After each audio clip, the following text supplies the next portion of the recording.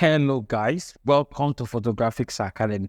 All right, so I'm so excited about the series that we talked to you about that is coming, and the series is here. So, are you an intending photographer? Are you already a photographer, an established one, trying to get better in what you are doing? This class or this series that we're going to be bringing to you from now to I don't know how long it's going to last. You need it. You need it. So we decided as a team to take everything back to the basics, start from the beginning of photography and take you through the steps till we get to advanced. We're going to be covering camera settings. We're going to be covering light settings, types of lighting, even to basics of retouching and advanced retouching. So you do not need to miss any of this series. So today we are looking at the very most fundamental thing about getting a good image. The very most fundamental. Everything in photography builds on what we are going to be looking at today. The very most fundamental thing, and that is our exposure triangle.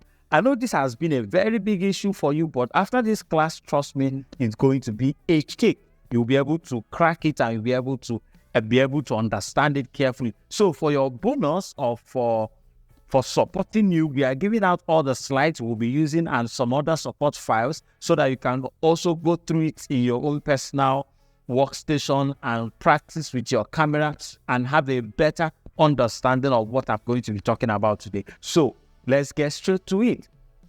What is the exposure triangle? Let me open it so you could see what I'm talking about. All right, so this is our exposure triangle. What is the exposure triangle?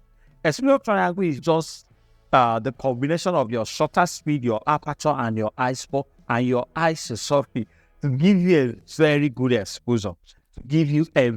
exposure. So these three things comes together to determine how bright or dark your image is going to be, how sharp or a deep depth of field, a deep DOP. So when you hear me say DOP, I'm talking of depth of field. Yeah, a deep depth of field or a deep DOP that your image is going to have, and it also determines how sharp it's going to look or if it's going to have a motion blur. So every trick in photography, long exposure, light painting, very shallow depth of field, very clean ambient lighting, all this falls down to how you are able to combine your aperture and your speed perfectly. So now this brings me to the idea which says, is there a perfect exposure? Now, let me tell you, there is actually no perfect exposure. Your exposure preference is determined by your artistic style, your style of photography, and your style of shooting. So the major thing is that you have a proper understanding of what these three things does so that you can be able to combine them to suit your artistic style. So some of you might prefer to have long exposure images, then you must have to understand the use of your shutter speed. If you prefer very shallow depth of field, you need to understand your aperture. If you prefer an image that is going to open up a lot of your ambient lighting, which means you wouldn't need to punch in a lot of light, then you need to understand how your ISO works and exactly how camera qualities affect these things, especially your ISO. So without wasting your time, let's move further. I believe that by now you understand that the basic of photography is your exposure triangle. Everything you need to do in exposure is in your exposure triangle. So your aperture is simply what determines how sharp or how blurry your image is going to be. And it's also going to give you the flexibility of having a sharp or a blurry DOP. Then your shutter speed determines if your image is going to have motion blur or if it's going to freeze. So for example, you want to snap a moving fan. So if you look at this illustration over here, you are going to notice a lot of differences. But let me not go ahead of myself. Let's start taking it step by step. So the first thing we are going to be looking at is understanding your aperture. So this is your aperture illustration on the screen right here. So if you look at my screen right now, you're going to notice that the first image we'll have right over this place has a bird that looks like it's in focus, but the peak of the mouth, the leg, the tail is not in focus while the background is entirely blurred out. Then we have in the second slide here, the bird in focus with the leg slightly out of focus, then the background also slightly out of focus. Then the last slide we'll have here is the background and the bird properly sharp. So this is an illustration of a DOP. So in aperture setting, you need to understand that when you begin to shoot a low number, I'm going to use lows and high number, so it will be clear in understanding. But in real function, the lower the number, the lower the depth of field, the higher the number, the higher the depth of field. When I say the higher, I mean a very sharp depth of field. When you have low number, you have a very blurry depth of field. So looking at my aperture right here, you will see that mine is in f2.8. So it depends on your camera. It depends on your camera. It depends on your lens as well. It will determine how low your aperture can go. There are apertures that goes at lenses rather that go as low as 1.2, 1.8, 2.2, 2.8. So for this particular illustration, we are sticking to 2.8. So when you shoot anything at this low number, be very much assured that your image is going to be the thing that is in focus and your background will be blurry and not even your whole image. You can't use this to shoot a full body. If you use it to shoot a full body portrait, then it's going to affect the quality of the image. Unless you're using a very high-end camera and high-end lens that has a very good technology when it comes to eye tracking. Something like Z9, Z10, Z11 with a very high lens, very high-end lens that you're going to put there.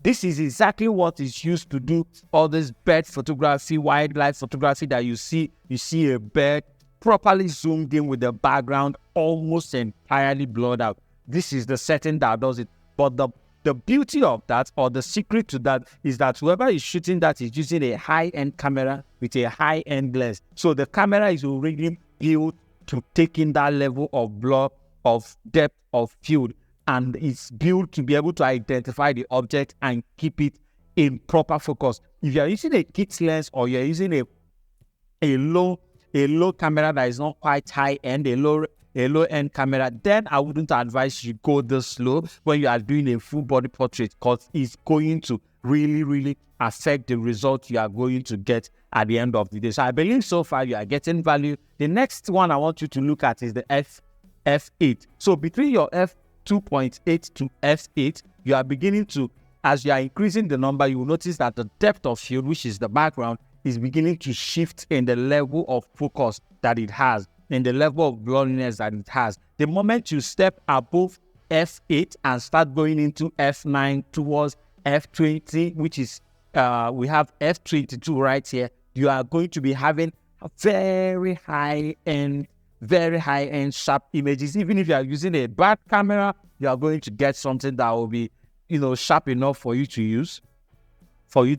Yeah, but one more thing I need you to understand is that the lower the number of your aperture, which is, when I say the lower, I mean 2.8 upwards, the lower the number of your aperture, the more brighter your image is going to be. So the moment you start taking it up, f2.8, f3, f3.2, f4, f. So the moment you keep taking it up, just know that the camera is beginning to close up and you are going to start losing light on your image. If you're a beauty photographer, I would advise you stay somewhere from f9 to f13. Somewhere in between there, you are going to get very detailed beauty shots. No matter the camera you are using, you are going to get a very detailed beauty shot. So the moment you are taking the numbers up, just knowing that you are losing light in your camera. So what is going to happen is that your camera is going to start losing light. It's going to start losing light. It's going to start closing up. So if you look at my illustration over here, you notice that my f8 is showing a closed up aperture. So this is called aperture ring, that my f8 is showing a very closed up aperture, while at f1.4 we have a very open aperture. So the moment it's closing in like that, it means that light is leaving your camera. The moment it's open like this, it means that every single bit of light can be used to illuminate your object. So just go through this video, especially this particular part, and even take out your time to research on Aperture so that you will have a proper understanding on how it works, and it's going to help you in your photography. Okay, so the next thing I want us to look at is our ISO. So ISO simply means International Standard Organization. I actually looked this up on Google to see if I could see a photography term related to what the acronym ISO means, but all I'm seeing is International Standard Organization. But okay, so I don't know if that applies to photography. Now, when you start losing light from your camera as a result of taking your aperture up, it is expected that you compensate using another exposure setting in your camera. So this is why I told you that every single thing that you do in photography boils down to exposure triangle. Every single thing. So the moment you start taking your aperture up and you start losing light, there are a few things you could do. You can introduce a new light source. You can even work on your speed, which we can get to. Another thing you can always fall back on when all has proven abortive is your ISO. Thank God for very high-end cameras right now that even have that can allow you to do high number of up ISO, and you will still get a very clean image. So the number, the way the ISO affects your image is that it brings in the exposure you are losing. From taking up your aperture. But the only problem is that as it's bringing in the exposure you are losing, it's introducing noise into your shot. So if you look at my ISO right here, if you look between my 100 to my 25,600, you're going to notice that the noise that is coming into the shot is becoming different as the number goes up. Look at my 25,006, it has a lot of noise. But at this point, you can even shoot without light.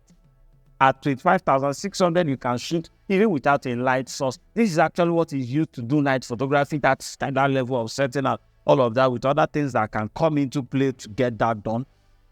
But what I'm trying to say is with this level of ISO, you can even shoot without a light source. But the problem is that you have a lot of noise in your image. So I would advise, if you are not using a high-end camera, do not cross 1.6. Do not cross your 1,600. So this is where I can advise that at this point, you can relatively get something clean enough for you to use for your client. Of course, you can as well take it up, take it down, see the way it works for your camera and see exactly where you need to stop. So when you are losing light in your aperture, you can use your ISO to compensate, but do not take it too high. If you are shooting studio photography and you are shooting indoors, I would advise you stick to ISO 100 or the lowest number of ISO your camera offers. Do not go into the L1.0, L2.0. The moment, if it has ISO 50, stick to ISO 50. If it has ISO 100 as the lowest, stick to ISO 100. Do not go lower than the numbers.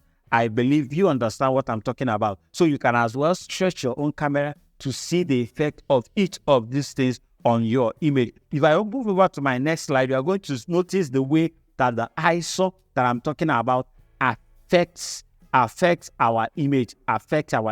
So this is our aperture, this is our light, this is our shutter speed. I'm going to come back to this to properly show you exactly what is happening here. Remember, I told you the moment your aperture number is going up, your aperture ring is closing. So this is aperture 1, f1. Aperture is represented as F in your camera. Is represented as F in your camera. So look at f1 with a very open aperture ring. So as the moment that the number is going up, you are going to notice it starts closing up. So you need to also bring up your camera and look at it to understand exactly how your own works. Okay, so let's get straight to the next thing we are going to look at, which is our shutter speed. This one is also very, very crucial, very, very crucial. So if you are a high action shooter, you are a wedding photographer, you are an event photographer, you are into sports photography, you are even doing wildlife, you need to understand your shutter speed very well. So it's simple. Shutter speed is the amount of time your camera is open to taking the image that light is bringing to it. Is the amount of time that the camera is open to taking the image that light is bringing to it. So when you are shooting a very low shutter speed, you are opening the camera up for a long time to take it, a lot of images in front of it, and at the end of the day resulting to what we call motion blur, because it can no longer hold together one single frame, because you are opening it up to analyze what is happening in front of the camera for like 3 seconds, for like 1 second, and your object is moving so fast that it doesn't take 1 second for you to do that motion. So at the end of the day, you get a motion blur rather.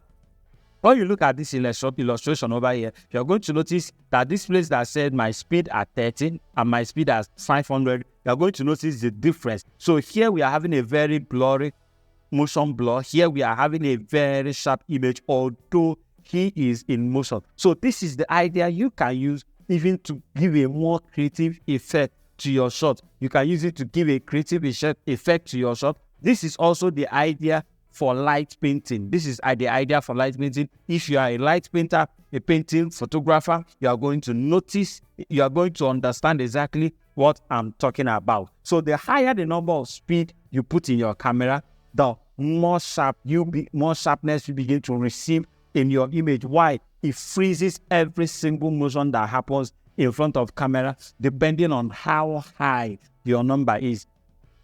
And how low your number is also determines the amount of motion blur you are going to get in your image. So one of the very ways to know exactly where to put your shutter speed in your studio photography or your normal daily shoot, especially when you are doing indoor, is to always double the highest number of your lens. For example, if you are using an f at a 50 mm lens, you should always keep your speed at somewhere around 100 when you are doing an image that is standing one place, so that you get the best quality that lens has to offer. So just keep tensing it like this, but do not go above 250 when you are shooting with probably off-camera flash, or you are shooting in your studio, if you do not have a proper understanding of how high-speed sync works. If you do not understand how high-speed sync works, make sure you stick between your 100 to your 200. That should be enough to give you a proper studio image. Unless you are now doing high-speed sync images, then of course you need to make those adjustments using your camera. All right, so moving over to the next one we'll have is a complete. Okay, so when you have done all of this, when you've put all of this into consideration, of course, go to the comment section, drop your questions. If there is any part of this illustration I just made now that you do not understand, rush straight to the comment section and drop your question there. We will do as much as we can to answer all your questions. So when you've taken all those into consideration and you've done all of that, you properly understand how those three works, then these are the other things you need to also put in check, or also consider to be able to take sharper photos. So I believe after this class, you will no longer be having blurry images. You will no longer be intimidated by your camera setting, your ISO, your speed, and your shutters, your aperture. Okay, so to be able to take sharper photos, you should be able to use faster shutter speed. So you should also put in mind using faster shutter speed. You should always remove your unnecessary filters. Remove any unnecessary filters that you have in front of your camera. So if you do not need an ND filter, you do not have to keep it there. ND filters are majorly for protecting your lens glasses and also for doing your long exposure images, especially in daylight. So if you're not a long exposure photographer, you do not actually need to buy an ND filter. You could just buy a little glass that will always cover your lens. And whenever you want to shoot, you may always remove the glass, because the glass is not made with the same quality of glass that your lens's glass is made of. So it's going to take away from your image. Then as much as possible, depending on your quality of camera, use smaller aperture. So like I said, from 8 to 11, 13, that is where you should stick. If you are looking at very sharp images that you are snapping, especially you are doing an object, you are not snapping a building and all of that, always stick between this aperture to get a very sharp image at the end of the day. Unless you want to, stretch your artistic style, try other things, stretch the capacity of your camera to see how much it can do. But to play safe, always stick to this. So another thing you should also consider is to set your image quality to RAW. Set your image quality to RAW. Of course, we are going to cover that even in this series, so you can understand the reason why photographers shoot in RAW and why they shouldn't shoot in JPEG. Then you choose the one you want to do. So especially the next thing I want us to talk about is use a tripod, or at least hug a tree. That's so funny. Okay, so the reason you are told to hug a tree is because a tree is stable. So when you hug a tree, it's going to, your body is going to assume the stability of the tree. Now, that is when you are doing, let's say you are panning, or that you are shooting light painting, or that you are doing long exposure. So you need all the freezing you can get, because your camera also will have to assume a very low number of speed, so that those little tiny vibrations that comes into your camera whenever you press and whenever you take a breath doesn't affect the quality of your image. Also, always keep your lens clean. I don't know if you've seen lens flare or some JPEG artifacts on your image, or some color noise on your image. It's because, number one, you are not using a very high quality camera which has a very high quality processor, and also because your lens has dents on it. So one of the first things you should do before you start shooting is always clean your lens. So this has to do with high budget photography. Always shoot remotely. So if you have a high budget, you are shooting quite high budget photography, then you should also consider shooting remotely and handheld. Turn your image stabilizer on. So whenever you are carrying your camera with your hand and you are not using a tripod, always turn your image stabilizer on. Very, very important. When your image stabilizer is on, it's always by the side of your lens. You will see it's called VR. It's called VR. That's what most of them has, VR. So always turn it on to make sure you maintain the focus on your image, so that those tiny vibrations and movements that happens in camera doesn't affect your image. Then always try manual focusing.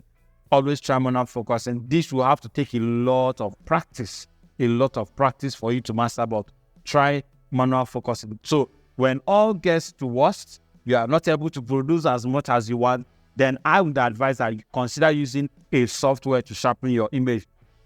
There are a lot of AI that does that right now. Some of them are paid, some of them are free, which you can use to even increase or scale up the quality of your image and make it come up to even 4K, if at the end of the day you're not able to get exactly the result you wanted to get. I hope you got value in this particular one or in this particular tutorial. If you have any question based on anything I spoke about, just go straight to the comment section and drop your question there. And we will do as much as we can to answer the questions for you right there. I know this is a lot for you to take in, especially if you're a beginner photographer, but trust me, this is what you need to learn before you move over to any other thing in photography. If you miss this particular basic, it's going to affect every single thing you are going to do even in the future. So one last camera setup I would advise you always stick to is always stick to your manual mode. Because that's where it gives you the flexibility to do all these adjustments by yourself. And as you are doing the adjustments, you are seeing how it reacts and you are learning how it works. Never shoot with your auto. If you shoot with your auto, you are just like a programmed